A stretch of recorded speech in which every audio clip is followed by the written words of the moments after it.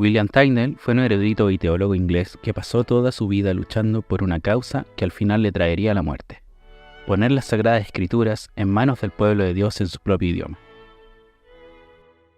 Los sacerdotes católicos romanos amenazaban y trataban de entorpecer la obra de Tyndale, pero él, con astucia y determinación, seguía adelante, y cada vez que la Iglesia de Roma intentaba amedrentarlo para que dejara de hacer eso, él les respondía: Desafío al Papa y a todas sus leyes.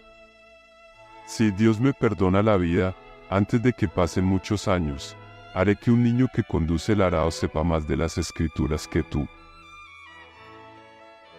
Proféticamente, William cumplió sus palabras y para 1526 pudo publicar la primera traducción inglesa del Nuevo Testamento del griego original, y con la ayuda de la imprenta de Gutenberg hizo circular cientos y cientos de copias por toda Inglaterra, poniendo la palabra de Dios en manos del pueblo.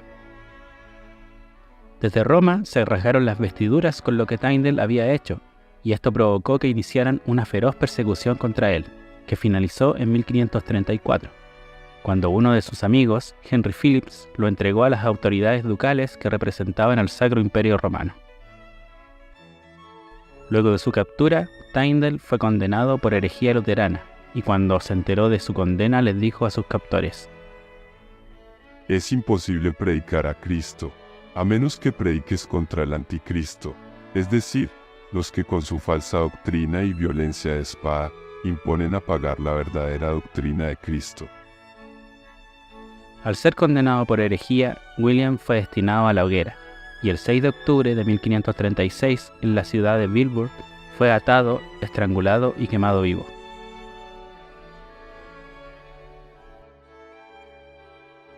Anne Askew nació alrededor de 1521 en Lincolnshire, Inglaterra, y murió el 16 de julio de 1546 en Smithfield, es decir, fue una joven que fue asesinada cruelmente a la edad de 25 años.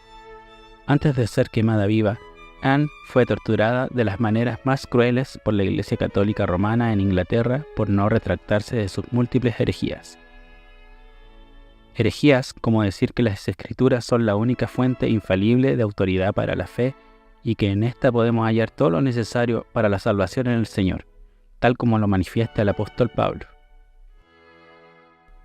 Herejías como afirmar que el cuerpo de nuestro Señor no se pueda comer con los dientes y que la Eucaristía, tal como se usa hoy, es el ídolo más abominable del mundo. Herejías por darle el valor y el rol que Cristo les dio a las mujeres dentro de la Iglesia.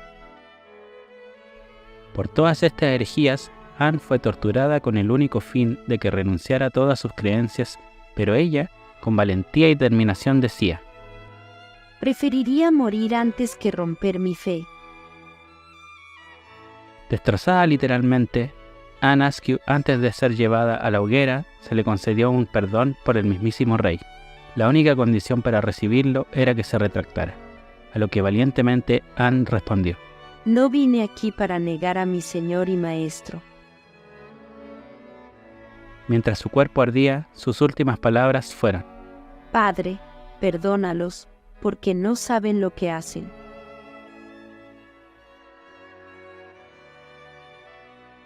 Jan Hus fue un teólogo y sacerdote checo que para 1405, al presenciar todos los abusos eclesiásticos y morales de la Iglesia de Roma, a la cual estaba adherida, empezó a predicar en contra de la institución romana y la inmoralidad del clero.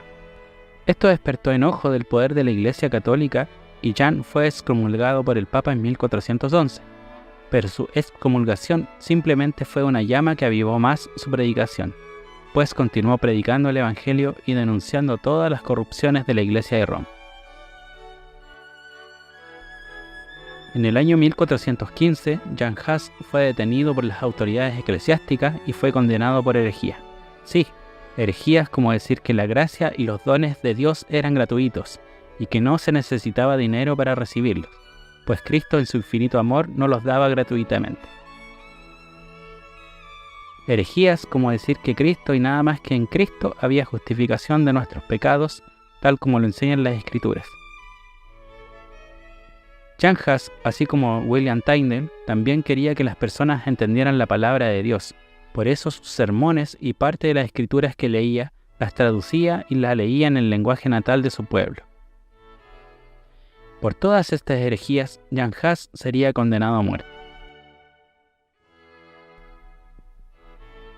Tal como lo manifestaban las leyes eclesiásticas de ese entonces, la condena de muerte podría ser perdonada si la persona acusada se retractaba. Los amigos y hermanos de Jan le decían que lo hicieran, pero Jan solo respondía: No se tiene miedo a la muerte cuando se tiene fe en nuestro Señor y Salvador Jesucristo. Antes de que su verdugo prendiera la paja con que todo su cuerpo iba a arder, se le concedió una última oportunidad para salvarse. Solo debía retractarse. Jan Hus, atado al madero en el cual perecería, dijo: Ante Dios como testigo, declaro que todo lo escrito y predicado por mí ha sido para rescatar almas del pecado. No puedo retroceder. Mi Señor pasó por la senda del deber y la verdad, aunque le condujo al Calvario. Como yo, uno de sus humildes imitadores, podría retroceder ahora. Con gusto confirmaré con mi sangre todas las escrituras y sermones de las verdades que he creído. Mientras las llamas se acercaban a él, sus últimas palabras fueron: En tu mano encomiendo mi espíritu, tú me has redimido, oh Señor, Dios de verdad.